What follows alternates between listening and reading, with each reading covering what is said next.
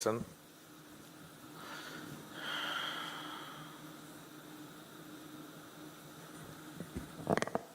Thank you, Novo Nordisk, and thanks, Sanjay, and organizing committee and scientific committee for giving me talk on this very important topic, the clinical insight and real-world experience, which I am going to talk in next 15-20 minutes, where I had used the oral semaglutide, and I will show some of the cases. I have a financial disclosure that this has been supported by Novo Nordisk. This is a routine garden variety of type 2 diabetic patients. Just we have written the name here, Varsha, 39-year-old. She is having early onset of diabetes and obesity, erratic lifestyle. She struggles to manage her diabetes. HbA1c is more than 9. Weight is 74 kg with BMI of 30. Duration of diabetes 1 year and metformin on maximal daily dose. So this is routinely these type of patients who come to our clinic having the A1C of more than 9, even they have a recent onset of diabetes with A1C of more than 9. Not very regular as far as A1C is concerned, or regular for the managing the diabetes or going to the doctor. She is already on metformin highest dose with 2 grams per day with A1C which has come more than 9. She is not able to resist herself whenever she eats, and this type of complaint, or many times when we ask the person with diabetes, they say that, I can't resist myself when I see the food. Even when we have the OAD option, when we want to give these patients, we know that now we have oral semaglutide. So as an oral anti-diabetic agent, most of the physicians would like to add these patients either with SGLT2, DPP4, GLP, or they may would like to in combination also. Now let me tell that with these different types of medication which we have, how much A1C they can reduce. So the first very important thing is here, a 39-year-old female, what should be the target A1C? I mean, if we can achieve HbA1c less than 6.5 without hypoglycemia, and these are the 3 drugs, oral anti-diabetic agents, which will not cause any hypoglycemia, probably you can achieve the HbA1c of less than 6.5. That can be the target for these patients. Now, if I talk about the glycemic control by different oral anti-diabetic agents, the DPP4 averagely it may reduce the A1C with the average A1C of more than 9 or 9.5 to 1. This is what the average A1C which we can achieve from by adding the DPP4 after the metformin. With SGLT2 it goes between 0.8 to 1.2. Again, different patients may respond differently, but then you may achieve, and the target will not be achieved by adding just one drug. So you want to achieve and try to get the A1C of less than 6, 6.5 or less than 7, probably oral semaglutide with the data of more than 9 A1C baseline, you can reduce with, just now Altemes had also shown that data to show that HbA1c can be reduced even up to 2.6, and this patient you can achieve the HbA1c of even 6.4 by adding only one oral anti-diabetic agent. That's what oral semaglutide. This is the oral semaglutide when it is compared with SGLT2, DPP4 and other GLP-1.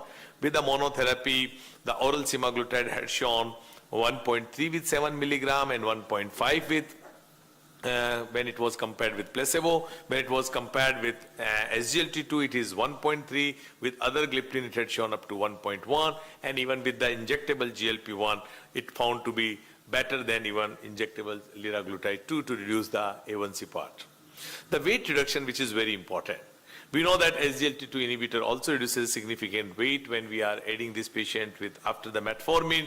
Average weight reduction of almost 5% is around 3.8 kg. The patient can lose the weight by 3.8 kg. With DPP4 also, more or less it is a weight neutral, but with the metformin and reinforcing the patients on a diet control, we can reduce still the weight around 1 to 2 kg, but semaglutide weight reduction could be around 5 kg, and we have seen that even more than 5 kg weight reduction in your clinical practice. You must have seen the patients who are started with semaglutide, and particularly for those patients who are saying that they can't resist when they see the food, they just can't see, they can't stop themselves to eat the food, and for those patients it is very, very beneficial when you add GLP-1 because the satiety level increases, the intake of food is decreased significantly, and they reduce the weight also very, very significantly.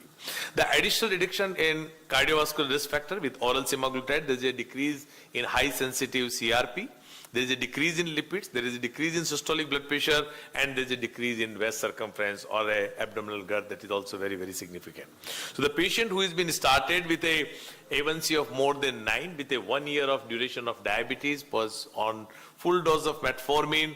After starting on an oral semaglutide, you can see here the A1C of more than 9. This patient is achieving after 6 months HbA1c of more than less than 6.4. Weight is 69, which is BMI is decreased by 2, almost 28.2, and patient is on 14 milligram full dose of semaglutide along with metformin full dose. So there is a significant reduction in A1C, lipids also improved, waist circumference decrease, systolic blood pressure decrease, and there is a decrease in weight too. Let us see the next case, and this is again routinely we see these type of patients with multiple cardiovascular risk factor. This is a patient with type 2 diabetes with high risk of cardiovascular disease with A1C of 8.5 with BMI of 33. With a duration of diabetes 6 years with a high risk of cardiovascular disease with hypertension, dyslipidemia or significant obesity. This patient is already on metformin, DPP-4, tried other oral anti-diabetic agents and then put patients on insulin, but still the A1C is not getting good control of this patient. The key issue for this, if this patient, again, because it is in metformin, we will have a target of A1C for these patients less than 7, preferably that's what we want to have without getting hypoglycemia. The glycemic control, first and foremost thing, the patient is having high blood BMI also, and we have to see for other severe risk factor and long-term complication in this particular patient with a multiple anti-diabetic agents which he is already on. Now GLP-1 and SGLT2 both are going to help the patient by getting a good control as he is not on SGLT2, not on GLP-1. Insulin can also, we can increase or intensify the therapy by the basal bolus or intensify the therapy for insulin for getting good control of diabetes, but that will further increase the weight too. Effect on body weight, maximum weight reduction you will find with the GLP-1. SGLT2 will also reduce some weight. DPP-4, as I told you, it's weight neutral plus minus, and insulin may increase rather. Severe risk factor reduction will be with GLP-1 and SGLT2. Both are going to reduce the pleiotropic benefits more with like weight reduction, which is a major benefit with the GLP-1, and a risk of hypoglycemia with GLP-1, SGLT2, and DPP-4 and metformin, which patient is already on, which will not increase the risk of hypoglycemia, but definitely insulin or intensifying insulin therapy by putting the patient on basal bolus will have increased the risk of hypoglycemia too. The proportion of patients achieving insulin reduction of more than 20% with the initial doses after oral semaglutide, and this we had seen many times when patients are on insulin. When we add the patients on GLP-1, we had seen the significant reduction in the insulin dose, particularly when they are on prandial or premix insulin. We reduce also when we start the patients on a GLP-1, and we see it's not just 20%, even sometimes we see more than that. That's what we had initiated the patients on a GLP-1. We find there is a reduction. We reduce the patient's insulin dose by 20%, and then depending on their sugar control, we reduce the dose of insulin too, and simultaneously we monitor these patients, and as we escalate the therapy from 4 to 7, 7 to 14, then you may reduce further dose of insulin too. This is the Pioneer 6 data, where the primary endpoint cardiovascular and all-cause mortality had shown with the patients who are on semaglutide, there is a consistent CV safety with 21% MACE reduction for non-inferiority and consistent CV safety with 49% all-cause mortality and 51% CV death reduction for non-inferiority by using the oral semaglutide, and this person is having already multiple cardiovascular risk factor.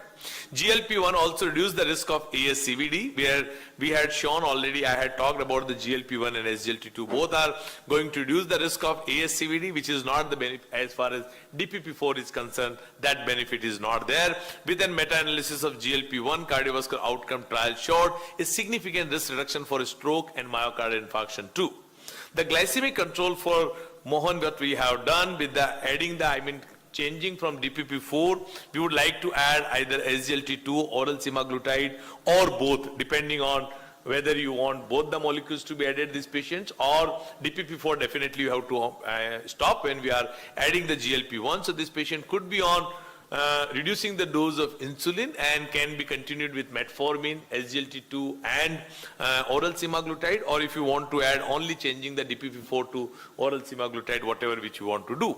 The weight reduction, again, as the patient is already on multiple oral anti-diabetic agents, still SGLT2 is going to give the benefit, but the semaglutide is going to have more benefit as far as weight reduction is concerned. Let me talk, and this is not the same patient, but one of the patients who had come to us with a HbA1c of more than 8.5.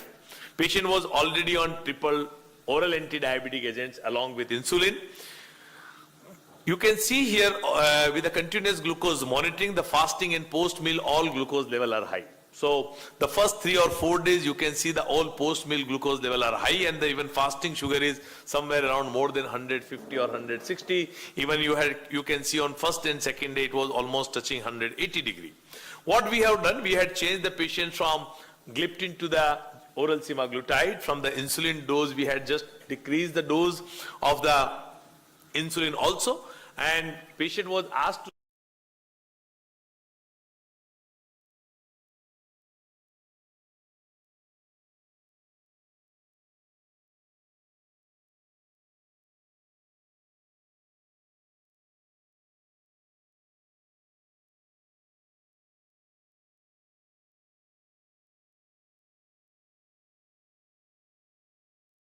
glucose, even the 20% reduction in the basal insulin dose, still the fasting is controlling, and you can see the last 4 days, hardly any peak of post-meal glucose level with the patient who is put on SGLT2 along with oral semaglutide, which only started with 3 milligram and metformin full dose, and you can see in 14 days, almost more than 70% of the time, the patient sugar was in the range. So, by putting the patients on a continuous glucose monitoring, the biggest advantage is that patient, when he himself sees the report of it, it convinces the patient that, the even small amount of the food which he was taking in a breakfast, how much it can increase the sugar level. And that's very important, because most of the patients, they are not agree that a small amount of poya or upma can increase their sugar level to 250. When you do that, continuous glucose monitoring or ambulatory glucose profile, you can see even a small amount of that carbs which they are taking at a breakfast level that can increase their sugar level even up to 250, and it will also convince them for taking low carbs for their lunch and dinner, and how oral semaglutide or GLP-1 can decrease their appetite, and that can help their getting the sugar level control. And even by decreasing the injectable insulin, which is the basal insulin, by 20-30%, you can see from first graph, it is decreased from 160 milligram to 110 milligram, not by increasing, by decreasing the injectable basal insulin. And that's the beauty of using oral or GLP-1 analog in the patients of type 2 diabetes, particularly in India. So the additional reduction in cardiovascular risk factor, which I already talked in a previous slide, that it decreases high sensitive CRP, decrease in lipids, decrease in systolic blood pressure, and this 51-year-old Mr. Mohan was already having multiple cardiovascular risk factor, and we had to use a molecule which is going to decrease the other cardiovascular risk factor, as we have done for this patient. We know that American Diabetic Association 2022 standard of care had talked about the patients who have established cardiovascular disease after the metformin. If the sugar is not controlled, the choice of therapy for them is GLP-1 or either SGLT2 or in combination with the patients. If A1C is above target, for patients on GLP-1, consider incorporating SGLT2, or those who are on SGLT2, you can put the patient on SGLT2. So this is what the ADA 2022 is talking about, and we also all follow the similar guideline. In 2022, ADA is not just about the A1C, it's not just only the glucocentric approach we have. We definitely would like to achieve the glucose control too, but that's not only the approach we want to have. We also want to use the molecule to reduce the complication, and that's why we would like to use the molecule like GLP-1. And the advantage of using the oral semaglutide, because Many Indian patients are very fussy to use the injectable. They are not ready to accept that injectable after the metformin or immediately after putting them on a 1 or 2 oral anti-diabetic agents. They are not ready to accept injectable, and that's an advantage of this oral anti-diabetic agent, which is oral semaglutide. The advantage of GLP-1 giving them in an oral pill. GLP-1 have a multifactorial effect beyond glycemic control. Same slide which has already been used 2 times, so I just not want to again talk about it, but it has got effect on a pancreas, incretin system, adipose tissue, on kidney, on brain. Already Dr. K.M. Prasanna Kumar was talking about. There are trials which is going on with Alzheimer's disease and on the liver for NASH and NAFL2. To summarize, there is a significant reduction of A1C weight.